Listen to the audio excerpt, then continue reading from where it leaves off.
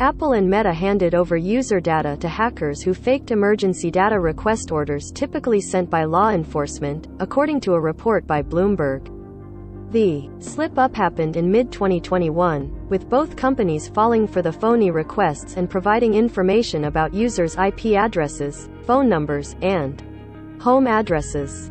Law enforcement officials often request data from social platforms in connection with criminal investigations, allowing them to obtain information about the owner of a specific online account. While these requests require a subpoena or search warrant signed by a judge, emergency data requests don't and are intended for cases that involve life-threatening situations. Fake emergency data requests are becoming increasingly common, as explained in a recent report from Krebs on security. During an attack, hackers must first gain access to a police department's email systems. The hackers can then forge an emergency data request that describes the potential danger of not having the requested data sent over right away, all while assuming the identity of a law enforcement official. According to Krebs, some hackers are selling access to government emails online, specifically with the purpose of targeting social platforms with fake emergency data requests. Fake emergency data requests are most often carried out by teenagers. As Krebs notes, the majority of bad actors carrying out these fake requests are actually teenagers, and according to Bloomberg, cybersecurity researchers believe the teen mastermind behind the Lapsus dollar hacking group could be involved in conducting this type of scam. London police have since arrested 7 teens in connection with the group. But last year's string of attacks may have been performed by the members of a cybercriminal group called Recursion Team. Although the group has disbanded, some of them have joined Lapsus dollar with different names.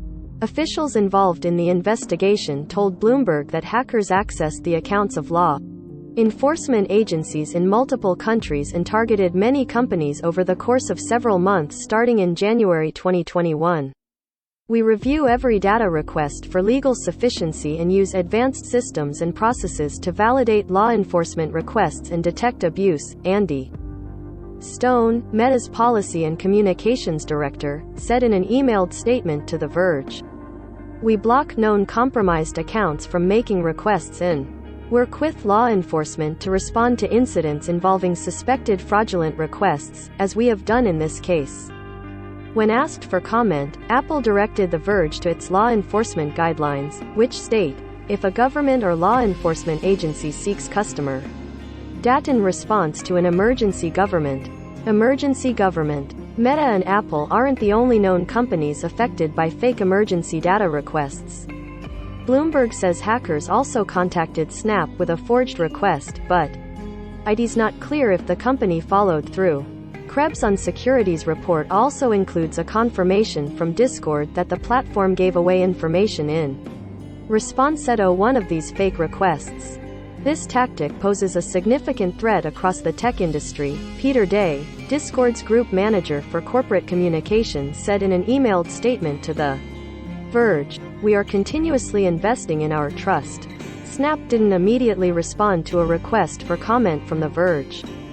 Update March 30, 9:24 p.m. Eastern Time. Updated to include a statement from a Discord spokesperson.